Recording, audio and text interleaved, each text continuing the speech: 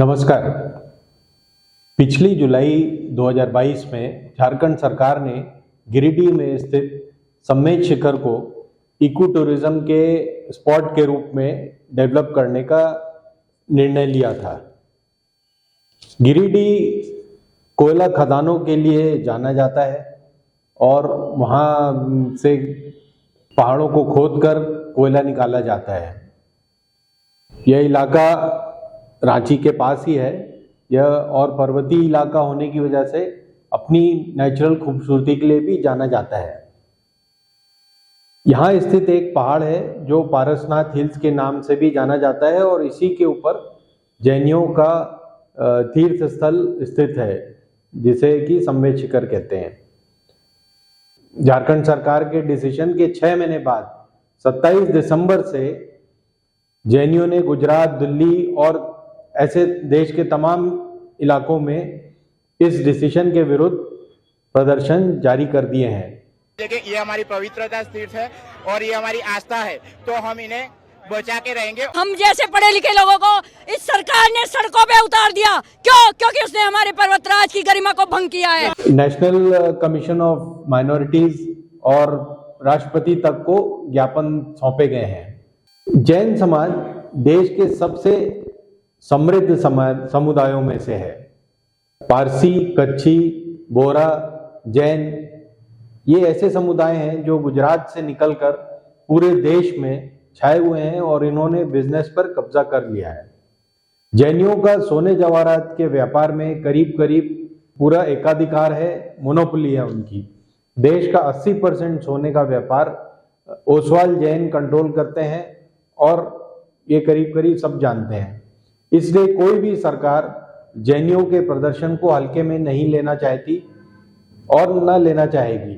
जिस देश में करीब 800 मीट्रिक टन सोना हर साल खरीदा जाता है, इस 800 मीट्रिक टन सोने की कीमत करीब $300 बिलियन है।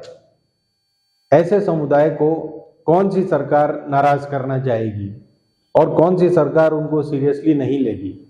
अगर जैन लोग बिजनेस बंद कर देंगे तो सरकार को इनकम भी बंद हो जाएंगी। तो आखिर जैनी चाहते क्या है? जैन मुनियों के अनुसार इको टूरिज्म से उनका धार्मिक स्थल नष्ट हो जाएगा, बर्बाद हो जाएगा, क्योंकि यहाँ पर लोग आकर मांस मदिरा का सेवन करने लगेंगे और दूसरे समुदाय के लोग भी यहाँ आने लगेंगे इको टूरिज्म के नाम पर। इससे वातावरण अशुद्ध हो जाएगा।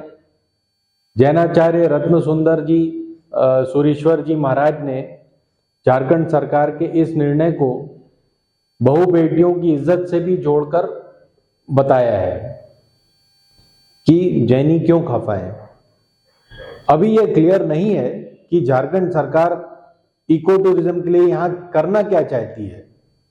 गिरिडीह एक पहाड़ी क्षेत्र है और सुंदर एवं सुरम्य स्थान है कहीं यहाँ पर, लेकिन कोयले की खदानों की वजह से यहाँ का वातावरण जो नेचुरल एनवायरनमेंट है वो काफ़ी खराब हो चुका है, उसे बहुत नुकसान हो चुका है।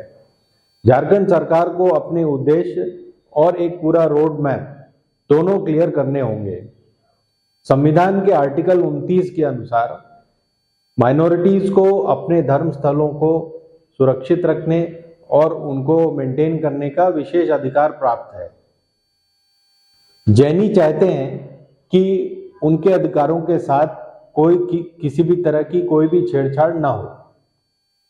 सरकार को लेकिन बहुत सोच समझकर अगला कदम उठाना होगा, क्योंकि यही डिमांड कल सिख अमृतसर के लिए कर सकते हैं और मुसलमान यही डिमांड अजमेर के लिए कर सकते हैं कि उनके धार्मिक स्थलों पर छेड़छाड़ न की जाए और वहाँ पर टूरिज्म को बढ़ावा न दिया जाए।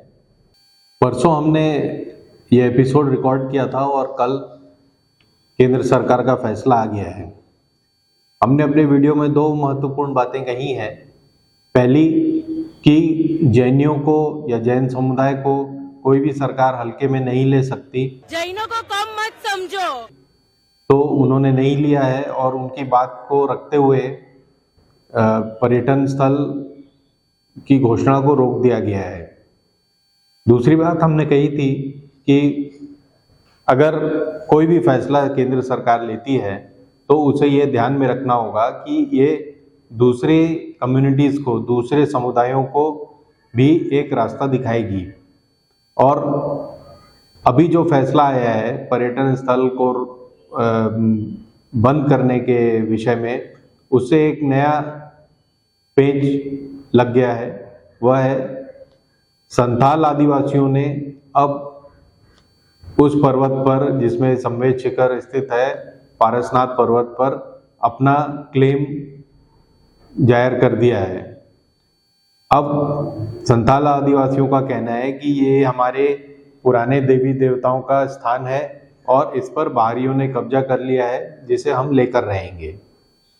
तो किसी भी धार्मिक स्थल को लेकर कोई भी निर्णय बहुत ही कठिन होता है और आने वाले दिनों में हमें देखना होगा कि इस निर्णय के क्या दूरगामी परिणाम होते हैं। नमस्कार।